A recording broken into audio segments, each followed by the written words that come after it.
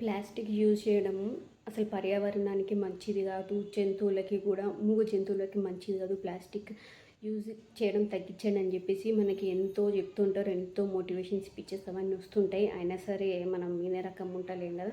అట్లనే plastic use చేస్తూ ఉంటాము. సో ఈ ప్లాస్టిక్ చెత్త చెదరం అనేది పడేసిన చెత్తని, ప్లాస్టిక్ని ఎక్కువ తిని ఒక ఆవు అయితే అనారోగ్యానికి అయితే గురైంది. సో ఇది వచ్చేసి కోదాడలో అయితే జరిగింది. ఒక రైతు ఆవునైతే పెంచుకుంటున్నాడు. నార్మల్గా అంతా మేపించుకోవడానికి తీసుకెళ్ళినప్పుడు అక్కడ కూడా చుట్టుపక్కల ఎక్కువ ప్లాస్టిక్ ఇది కవర్స్ అవి ఉంటాయి కదా. సో అవన్నీ పడేసేది కూడా అది వెళ్ళి తినేదంట. ఒక 5 మంత్స్ నుంచి బాగా అనారోగ్యానికి గురయ్యి డల్గా వీక్గా ఉంటుందంట.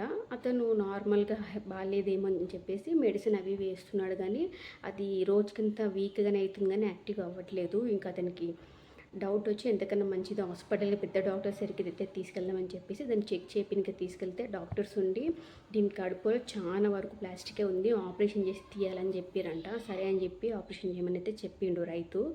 ఆపరేషన్ చేసి తీస్తే దాదాపు 90 కిలోల ప్లాస్టిక్ బయటకు వచ్చిందంట. సుడియావు అంట అది.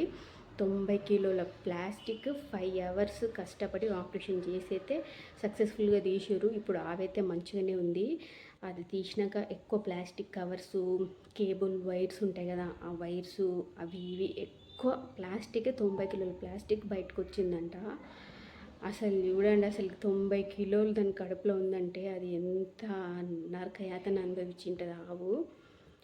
కానీ జనాలు విన్నారు కదా, ఎంత ప్లాస్టిక్ యూజ్ చేయడం తగ్గించండి ఎంత చెప్పినా అట్లనే యూజ్ చేస్తుంటారు. మూగ జంతువులు తెలియదు, దానికి తెలియక ఫుడ్ ఏమో అనుకొని తినేస్తుంటాయి.